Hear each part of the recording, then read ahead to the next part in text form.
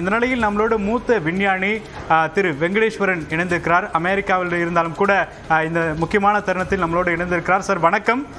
எவ்வளோ முக்கியமான ஒரு நிகழ்வாக பார்க்குறீங்க சார்? ரொம்ப சில நிமிடங்களில் இந்த டாக்கிங் அப்படிங்கிறது நிறைவு பெற்றாலும் கூட உள்ளே செல்லக்கூடிய டைமிங் வந்து எவ்வளோ நேரம் எடுத்துக்கும்? எப்போ உள்ளே வந்து கால் தடத்தை முதல்ல போய் பதிப்பாங்க? அதாவது இப்போ சொல்லக்கூடிய தகவல் அடிப்படையில் பார்த்தீங்கன்னாக்க அமெரிக்காவில் நான் இருக்கிற இடத்துல 9:30 மணிக்கு அந்த வரவேற்பு நிகழ்வு நடைபெறும் அப்படின்னு வந்து இப்போ சமீபத்தில் அவங்க வந்து அறிவிப்பு செஞ்சிருக்காங்க. இப்போ வந்து 7:30 மணி. ஸோ அப்படின்னு பார்த்தீங்கன்னா சுமார் 2 மணி நேரம் இன்னும் எடுக்கும். அதுக்கு பிறகுதான் வந்து அந்த இணைப்பு வழியாக வெளில வருவாங்க. இப்போ உங்க திரையில பாத்தீங்கன்னா ஒரு ஃப்ரிட்ஜ் தொடர்ந்து வச்சிருக்கிற மாதிரி தெரியுது இல்லையா? உள்ள பாத்தீங்கன்னா ஒரு பாதை மாதிரி தெரியுது இல்லையா? அந்த பாதை வழியாக தான் வரணும். இப்போ நீங்க பாக்குற கேமரா வந்து சர்வதேச விண்வெளி நிலையத்துல உள்ள வச்சிருக்கக்கூடிய கேமரா. ஸோ சர்வதேச விண்வெளி நிலையத்திலிருந்து அந்த பகுதியை வந்து இந்த கேமரா வந்து காமிக்குது. இந்த கேமரா இப்பதான் வந்து ஃபிக்ஸ் பண்ணாங்க. இப்பதான் சொன்னாங்க இந்த மாதிரி கேமராவை இந்த இடத்துல வைங்க அப்படின்னு சொன்னாங்க. அந்த அடிப்படையில் வைத்து இப்போ தயாரா வச்சிருக்காங்க. அந்த எதிர்க்க பாத்தீங்கன்னா ஒரு வட்ட வடிவமா ஒண்ணு தெரியுது இல்லையா? அதுதான் கதவு. அது வந்து சர்வதேச விண்வெளி நிலையத்தில் இருக்கக்கூடிய கதவு. அதுக்கப்புறம் பாத்தீங்கன்னா ஒரு குழாய் மாதிரி இருக்கும். அந்த குழாயினுடைய இன்னொரு முனையில இதே மாதிரி ஒரு வட்ட வடிவமான ஒரு கதவு இருக்கும். இப்போ போறாங்க இல்லையா? இவங்க வந்து அந்த மாதிரி தான் வந்து அந்த பகுதியிலிருந்து இந்த பகுதிக்கு வந்து ஆட்கள் வரணும். இப்போ வந்து அவங்க வந்து இந்த பகுதியை வந்து சரி பார்க்குறாங்க. இப்போ நீங்க அந்த இதை பார்க்கலாம். அந்த கதவை திறப்பாங்க. இந்த பக்கத்தில் இருக்கக்கூடிய கதவை, இரண்டுக்கும் இடையில இருக்கக்கூடிய அந்த குழாயில வந்து உங்களுக்கு போதுமான அளவு காற்றழுத்தம் தரப்பட்டு அந்த காற்றழுத்தம் சரியான நிலையில இருக்கான்னு செக் பண்ண பிறகுதான் இந்த கதவுகளை திறந்து 2 பகுதியிலிருந்தும் வருவதற்கான ஏற்பாடுகளை செய்வாங்க. இப்போ கிட்டத்தட்ட ஒரு 2 மணி நேரம் எடுத்துக்கிறதுனால அங்கே என்ன ப்ராசஸ் நடக்கும் சார்? நீங்கள் குறிப்பிட்ட மாதிரி அந்த ப்ரெஷரை வந்து கண்ட்ரோல் பண்ணுவாங்க. அது 2 மணி நேரம் எடுத்துக்கொள்ளக்கூடிய காரணம் என்ன? அவ்வளவு பெரிய ஸ்பேசியஸாக இருக்குங்களா? ஸ்பேஸ்க்கு வந்து அது காற்றழுத்தம் செய்வது மட்டுமல்ல. நான் வந்து ரொம்ப எளிமையா சொல்றதுக்காக காற்றழுத்தம் மட்டும் சொன்னேன். இரண்டுக்கும் இடையில தொடர்புகள் வந்து சரியா இருக்கணும். மின்சார தொடர்பு போன்ற விஷயங்கள் வந்து சரியா இருக்கணும். அந்த வந்து இணைஞ்சது வந்து ஒரு சின்ன மோதல் செஞ்சிருக்கோம் இல்லையா? இப்போ நமக்கு வந்து நியூட்டன் 3ஆம் விதி தெரியும் இல்லையா? ஒரு வினைனா அதுக்கு எதிர்வினை இருக்கும். அப்ப அந்த மோதல் காரணமாக அந்த விண்கலம் திரும்பி போக முயற்சி செய்யும். அந்த மோதல் காரணமாக இந்த விண்வெளி நிலையம் இன்னொரு திசையில போக முயற்சி செய்யும். இந்த ரெண்டுத்தையும் கட்டுப்படுத்தி 2த்துக்கும் இடையில இருக்கக்கூடிய அந்த அதிர்வுகளை வந்து சரி செய்யும். அப்பதான் வந்து உங்களுக்கு வந்து ஹார்ட் லாக், அதாவது 2 வந்து ஒன்றாக முழுமையாக பிணைகின்ற அந்த சூழல் என்பது வந்து அந்த சமயத்துல ஏற்படும். இதுக்கு வந்து நேரம் எடுக்கும். அதனால்தான் வந்து இந்த மாதிரியான ஒரு இதை வச்சு பண்ணுவாங்க.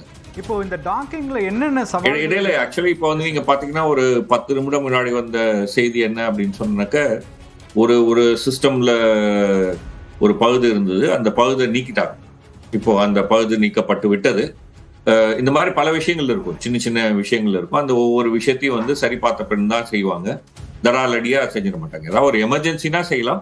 மற்றபடி வந்து படிப்படியாக தான் செய்வோம்.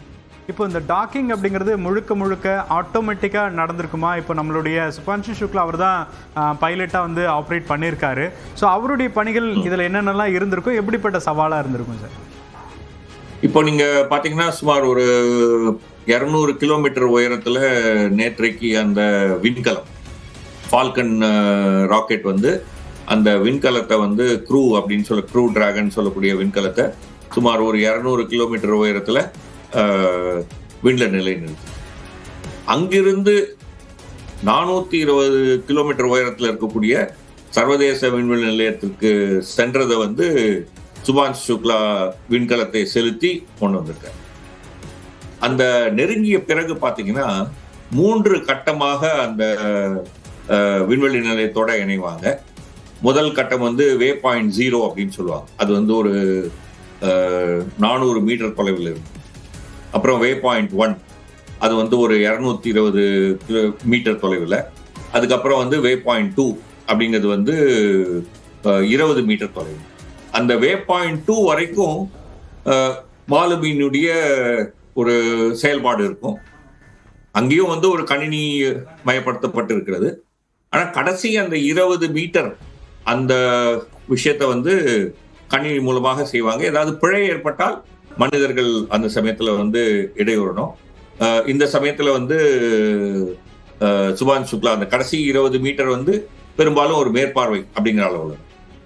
இப்போ பெரும்பாலும் எதிர்பார்க்கக்கூடிய விஷயம், இப்போ சிமுலேட்டர்ல எவ்வளவு ட்ரைனிங் எடுத்திருந்தாலும் இந்த ஃபர்ஸ்ட் டைம் உள்ள என்ட்ரு ஆகும் பொழுது அது ஒரு பெரிய மகிழ்ச்சியா இருக்குங்களா, அல்லது அங்கே ஒரு ப்ரெஷரை வந்து அவங்க ஃபீல் பண்ணுவாங்களா? அது எப்படி ஹேண்டில் பண்ணுவாங்க? நிச்சயமான ஒரு மகிழ்ச்சியான தருணமாக தான் இருக்கும். இது வரைக்கும் போயிருக்கக்கூடிய எல்லா விண்வெளி வீரர்களுடைய விஷயங்களை நம்ம பார்க்கும்போதும் அந்த மகிழ்ச்சி, புன்னகை, ஒரு ஒரு ஒரு முக்கியமான ஒரு மைல் கல்லை எட்டிவிட்டோம் அப்படிங்கிற ஒரு திருப்தி போன்ற விஷயங்கள் வந்து வெளிவருவதை நம்ம வந்து தெளிவா பார்க்கிறோம்.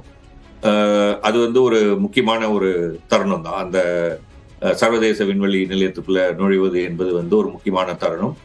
அடுத்த ஒரு 15 நாட்கள் அவங்களுடைய வீடாக அதுதான் இருக்க போகுது. ஏற்கனவே இருக்கக்கூடிய அந்த 7 பேருடன் இந்த 4 பேரும் இணைந்து அங்க 11 பேர் அங்க வாழ போறாங்க. இந்த புதிய குழுவோட சந்திக்கக்கூடிய அந்த நிகழ்வை வந்து ஒரு பெரும் ஆவலுடன் எதிர்பார்த்து தான் வருவாங்க. ஒரு வெல்கம் செரிமனி என்று ஒன்று நடக்கும், அதாவது வரவேற்பு நிகழ்வு என்று ஒன்று நடக்கும். அதுக்கு பிறகு வந்து பூமியில இருக்கவங்களோட ஒரு பிரஸ் கான்ஃபரன்ஸ் மாதிரியான ஒரு நிகழ்ச்சியும் நடத்துவாங்க. இதே இடத்துல தான், அந்த கதவு பக்கத்துல தான் அதெல்லாம் நடக்கும். அதற்கான தயாரிப்புகளை தான் இப்போ செஞ்சுட்டு இருக்காங்க. விண்வெளி நிலையத்தில் இருக்கிறவங்க அந்த வரவேற்பதற்கான தயாரிப்புகளை செஞ்சுட்டு இருக்காங்க. அந்த பகுதியில இருந்த இடையூறா இருக்கக்கூடிய விஷயங்கள் எல்லாம் அகற்றி அந்த பாதையை வந்து எளிதா வருவதற்கு வாய்ப்பு ஏற்படுத்தி கொடுக்கக்கூடிய விஷயங்களை செஞ்சுட்டு இருக்கிறத நீங்க இங்க பார்க்கணும். இது வந்து ரஷ்யா விண்கல பகுதி. ரஷ்யா விண்கல பகுதியில தான் முதல்ல நுழைய போறாங்க. Yes sir. இப்போ நம்ம கடந்த காலங்களில் பார்க்கின்ற போது எப்பொழுதுமே அந்த ஸ்பேஸ் ஷூட்டோடைய தான் இருப்பாங்க, அப்படி தான் உள்ளே போய் ட்ராவல் பண்ணுவாங்க, அப்படிலாம் பார்த்துருக்கோம். இப்போ அவங்க கொஞ்சம் கேஷுவலாக அந்த டிராகனுக்குள்ளே இருக்கிறது வந்து டிஷர்ட் மாதிரியான ஒரு ட்ரெஸ் வந்து போட்டிருக்காங்க. ஸோ அங்கே எப்படி இருக்கும் சார்? டிராகனுக்குள்ளே இந்த டைமில் வந்து இயல்பாக சுவாசிக்கலாமா? ஆக்சிஜன் இருக்கும், பட் அந்த ஸ்பேஸ் ஷூட் அப்படிங்கிறது டிராகனுக்குள்ளே எனி டைம் தேவைப்படாதுங்களா? இல்ல, அதாவது வந்து நம்ம பூமியில இருந்து அந்த ராக்கெட்ல உட்கார்ந்து போகக்கூடிய சூழ்நிலையில விண்வெளியை அடையிற வரைக்கும் ஸ்பேஸ் சூட்ல தான் இருப்போம். ஏன்னா வந்து இடையில ஏதாவது ஆபத்துக்கள் ஏற்பட்டால் அந்த ஸ்பேஸ் சூட்ல இருக்கக்கூடியதை வச்சு நம்ம வந்து நம்மளை பாதுகாத்துக் கொள்வதற்காக விண்வெளியில அந்த விண்கலம் நிலைநிறுத்தப்பட்ட பிறகு வந்து ஸ்பேஸ் சூட்னா சூட் இருக்கும், அதாவது கீழே இருக்கிறதுலாம் இருக்கும், அதெல்லாம் கட்ட மாட்டாங்க. தலையில இருக்கக்கூடிய அந்த கவசத்தை மட்டும் கட்டி இருப்பாங்க. அதுக்கப்புறம் வந்து தேவை ஏற்பட்டால், ஏதாவது ஒரு எமர்ஜென்சி ஏற்பட்டால் அதை வந்து டக்குன்னு மாட்டிக்கலாம். ஸோ அப்போ வந்து நீங்க உங்களுக்கு ஸ்பேஸ் சூட் திரும்பி பழைய நிலைக்கு வந்துடும். அந்த மாதிரி ஒரு விஷயத்துல இருப்பாங்க. அப்போ வந்து அந்த மற்ற உடையோட தான் இருப்பாங்க. இப்போ இங்க உள்ள வரும்போது வந்து சாதாரண உடையில தான் வருவாங்க.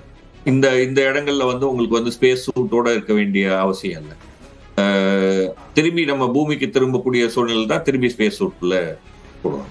இப்போ அந்த டோர் ஓப்பன் ஆகி வெளியே வரும்பொழுதே அவங்க வந்து அந்த ஸ்பேஸ் ஷூட் போட தேவையில்லை, அந்த ஹெல்மெட்லாம் போட்டுட்டு வரணுன்றது இல்லை, நேரடியாகவே இல்ல இது இப்போ இவங்க இப்போ நீங்க ஒருத்தங்க பாக்குறீங்க இல்லையா, சர்வதேச விண்வெளி நிலையத்தில் இருக்கக்கூடிய ஒரு வீரர் வந்து மதந்து போய் அந்த விஷயங்களை சரி செய்யறாங்கல்ல, அவங்க என்ன மாதிரி உடையில இருக்காங்களோ அதே மாதிரி ஒரு உடையில தான் இருப்பாங்க. ஆனா வந்து இது வந்து ஒரு முக்கியமான நிகழ்வு என்பதனால அந்த உடையில பல்வேறு விதமான இலச்சினைகள் இருக்கு. இப்போ உதாரணமா இந்தியாவினுடைய பிளாகு, நாசாவினுடையது, ஆக்சியம்னுடையது, அதெல்லாம் வந்து உடையில இருக்கும். அது வந்து ஒரு சிறப்பு. இப்போ வந்து ஒரு கிரிக்கெட் விளையாடுறவங்க வந்து ஒரு சிறப்பான ஒரு டிஷர்ட் போடுறாங்க இல்லையா, அது மாதிரியான விஷயங்கள் இருக்கும். மற்றபடி வந்து இயல்பான உடையாதான். கிட்டத்தட்ட ஒரு 1984 நம்ம வந்து முதல் முறையாக செல்லும் பொழுதும் இப்போதைக்கும் அப்போ இருந்த அந்த ஒரு எதிர்பார்ப்பு இப்போ எப்படி இருக்குது சார்? ஏன்னா அது முதல் முறையாக வந்து நம்ம இப்போ டிவிலாம் பெரும்பாலும் இருக்காது, செல்ஃபோன் கிடையாது, இன்டர்நெட்டில் பார்க்க முடியாது. ஆனால் இந்த கேப் வந்து எப்படி பார்க்குறீங்க? ஸோ அப்போ எப்படி நீங்கள் அதை எதிர்கொண்டீங்க அந்த காலகட்டத்தில்? 1984 வந்து சல்யூட் 7 என்கின்ற ஒரு ஆர்பிட்டல் ஸ்டேஷன், அந்த ஆர்பிட்டல் ஸ்டேஷன்ல தான் வந்து போனாங்க. அது வந்து ஒரு குட்டி இடம்.